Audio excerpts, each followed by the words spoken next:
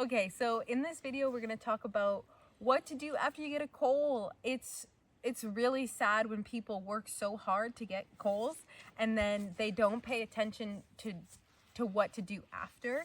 And so we're particularly going to be talking about how to make a Tinder bundle and also how to save a coal. So I've heard, I mean, if you think of how much energy it takes to create a friction fire, once you have a coal and fire, why would you want to lose that coal and have to do it again and again and again? So Jeff's going to talk more about saving the coal, and I'm just going to do a little demo and explanation on what you're doing when you're creating a Tinder bundle. So overall, I always like to teach on making sure that you understand the essence of what you're looking for so that you can find any material to meet that. So when we're making a Tinder bundle, imagine making a bird's nest is what I like almost even, you know, the size, the shape, it's fluffy, it's fibrous. You're creating a nest that the coal is going to drop into. So when we think of materials, one of our go-to materials would be cedar inner bark that you shred. You can find grasses and pound grasses. You obviously want dry material, especially for this point in the process. So, you know, it's okay if your kit is a little damp, but you always want to have dry Tinder bundle. In the past, we've had like even dried ferns. They were dry enough and crispy enough that we could, you know, really make that into a good bundle to catch.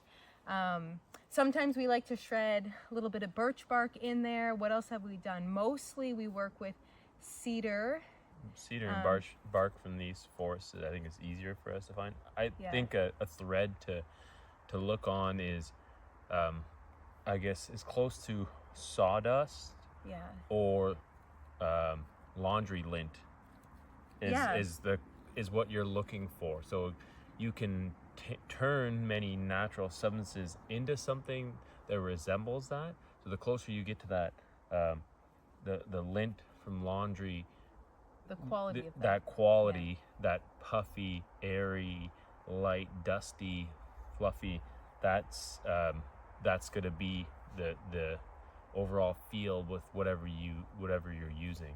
And go ahead. So this is kind of the bottom. We used to have a nice Tinder bundle in this bag, but see how this is so, like, it's so fibrous. So this is a good example of what you might place, or not fibrous, but it's like, I'd say fibrous, dusty. But dusty, yeah.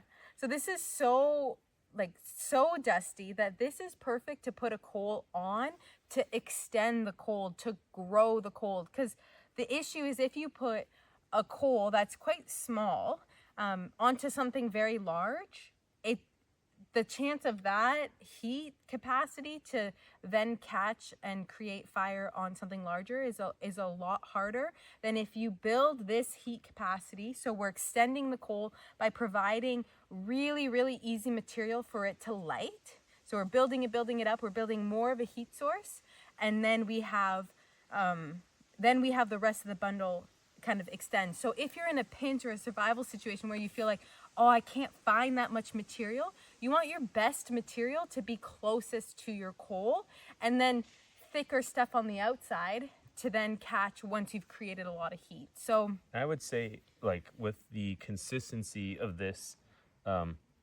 dusty like leftovers of our Tinder bundles, this is essentially, you know, except for the bigger sticks and little pieces in here, this is the essence of what we're creating with the friction fire. Yeah. Essentially, we're creating wood dust, very fine wood dust, by the friction of the two wood materials rubbing together, and essentially just the heat and the pressure from that is causing the ignition, the igniting, almost spontaneous combustion of the material. So essentially we're trying to get that wood into a dust like this with heat and friction and pressure.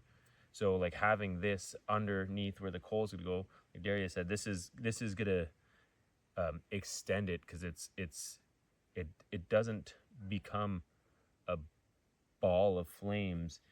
It slowly kind of ignites this. If you could imagine like a hot coal in a fire, it doesn't say they're burning, but you see like it's orange on one end and black on the other. So that's essentially what we're doing is we have all this carbon material.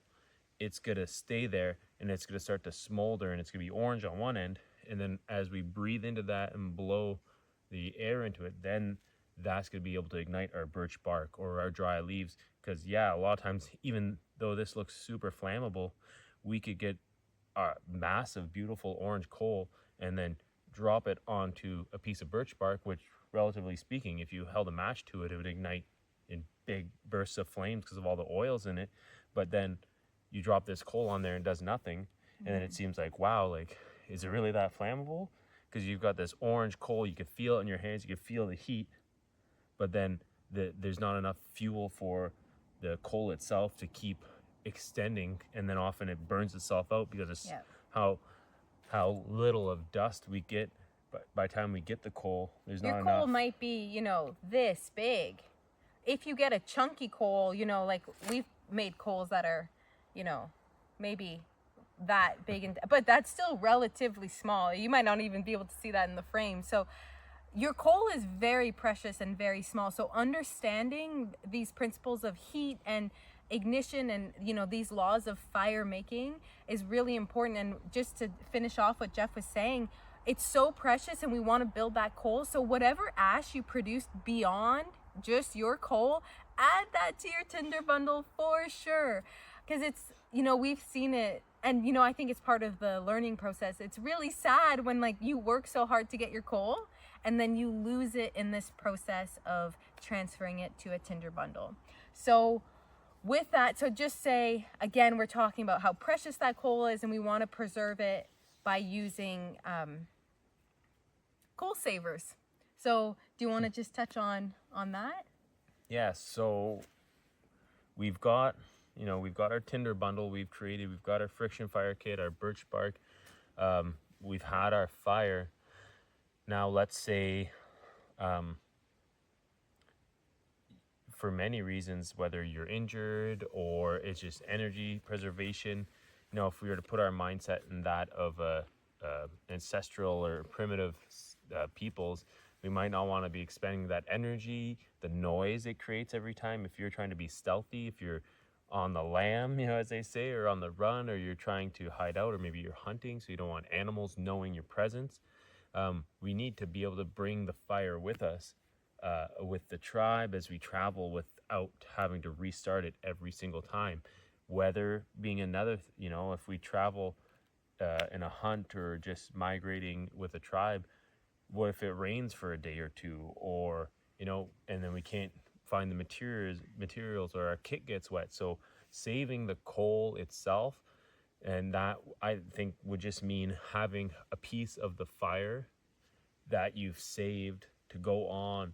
And then that's where primitive people would come up with some clever ways to contain a coal. So coal just being, I guess, a condensed piece of carbon, like the example we gave earlier, like a black piece of charred wood where, you know, one end is red hot orange and the other end's black.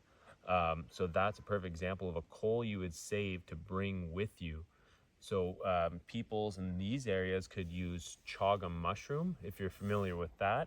It's a very black on the outside mushroom and has a very spongy inside. Well, this black on the outside, very carbon rich, and it's also very flammable. I wouldn't say, maybe not flammable, but it'll hold the heat. Yeah. So in essence, what we're trying to do is we're trying to get something. Well, it's not, you don't get a flame. That's the So the idea is it's not burning itself out, but it stays lit. So it's still feeding the coal. Yeah. So the idea being, if we put this coal away, we don't want it to smolder out. Yeah. We want it to slowly smolder with how we carry it with us. So people of this land would use chaga mushroom inside another mushroom from the birch tree known as Fomes fomentarius. So I try to describe this mushroom. It almost has like almost looks like the layers of the soil. So it comes out as a little, I guess, half moon shape or quarter moon shape. It comes down, then it's flat on the bottom like most other tree mushrooms. And what they would do is they would take this mushroom and maybe another one or the same one, they would pop it in half, split it however they could, and they would burrow inside this mushroom. And the qualities of the mushroom are that it's not flammable and it's very resilient to the heat of the coal. So what they would do is they would take the chaga, place a black outside of the chaga into the fire or next to the fire, get that smoking and partially burning orange, red, and then they would take a small piece of that and then put it inside the mushroom, and the mushroom would act as a fire carrier. So the mushroom quality is it's not wet to the point that it's going to put it out, but it's also very Like lignin. It's very like plant fiber rich, that it's almost inflammable in a sense. Like it will burn through over time. But if you have a large enough mushroom and you've burrowed a little pocket in there, you could put a piece of coal in there, cover it with maybe the piece that you cut out, like a little cork, you put it in there. Now you've got no oxygen entering the coal, so it's not going to burn really fast, because oxygen is what feeds fire to help the process as it burns through the material. So you're able to take this piece of chaga, put it in the Fomes fomentarius mushroom, and then put that in your satchel or whatever pack, and then move to the next camp with you. And then, you know, every once in a while you can check on it and blow on it, feed a little oxygen with more chaga or like Tinder bundle material, stuff that's going to smolder with it, but not burn right through to the point, you know, like we don't want it to be like a gasoline fire where boom, it's smoked and it's gone. The idea is we want this thing to continue to just give off heat and not flame. And then as you travel with that, you can check up on it, feed it, keep it going, and then that's your I guess your mobile fire in a pinch or in a primitive or ancestral situation. And in our experience, a lot of people actually don't know how to save coals, and that's okay, especially if you, if that seems like, you know, and it is a skill for sure. And I would just say, use the principles of fire making, of thermodynamics, what you know about fire, and see what's around you. The mushrooms are really great for this. Whether or not you're in a place where there's chaga or not, just understanding the essence of what's creating that container to hold a coal. And I would say the tree mushrooms in particular, why it's almost like the essence of the Tinder bundle. With the tree mushrooms, are almost, I want to say, leathery, or they're thick. They're too. thick, and just the material itself, it's not papery. It's not. It's like, I would almost describe it as leathery. They're not, the tree mushrooms usually, if it hasn't been raining, they're not wet inside. You know, they have a hard outside, and then the part you're gonna burrow into is on the bottom, so it's protected from rain and water. It's I had the word on the tip of my tongue, but it's very impermeable.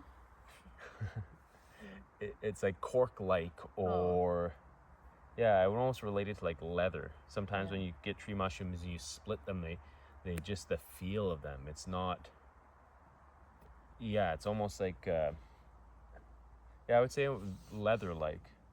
So it's like impermeable to the water and the fire. But that being said, it can eat through. So my first experience trying this torch and ember carrying technique was just by a campfire. I found my chaga. You know, I figured out, okay, how close is too close and how far is too far to, i.e. burn it or keep it as a coal, and see how it smolders. And then I made my little mushroom holder, burrowed it out, put it in there, and then I spent a day with it around camp, and to see like, okay, this mushroom is a little small, because at the end of the day it burnt right through. So, you know, I probably had a little mushroom like that, but I used what was around me, and then practiced the technique to see like, okay, like this, the coal seemed okay, but the mushroom seemed too small, ended up burning through. And then, okay, like how would I improve it next time? And that's where I heard of the technique of either two of those mushrooms, one bigger than the other, to cap it, because mine, I wasn't able to cap it. I would put my thumb on it or cover it, and the coal kept smoldering and burning. So just trying it out, playing with it, realizing it's not a cut and dry technique, and definitely take a little bit of learning curve for sure.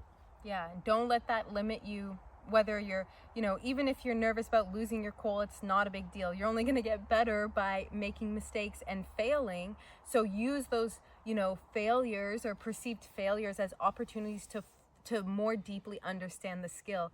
In some ways, failing is better than if you just picked up a kit and got your coal right away, because you're actually not going to learn any of the troubleshooting, any of the specifics of, thermodynamics or the laws of fire making if you just get it right away. So play around, learn, and have fun, and just know, especially with the coal saving, Jeff's example was perfect, because do it in a way that you can try something out, put it over something not flammable, and then just observe it.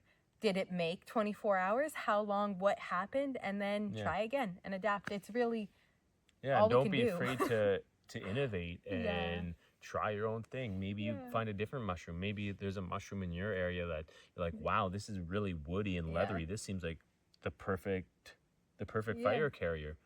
And then maybe you don't have chaga. Maybe it's just a coal from the fire. And then you're like, oh, okay, cool. Or maybe you find a piece of wood and you're like, wow, this is a really good hardwood. This would make a really good coal.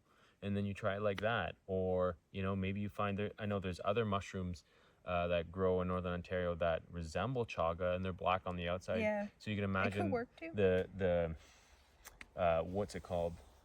Zinc and the other properties that black substances can contain in them, mineral wise, could lend themselves as well to the coal making process. So you might find something that works just as well, or if not better. So don't be afraid to experiment and troubleshoot and make it your own.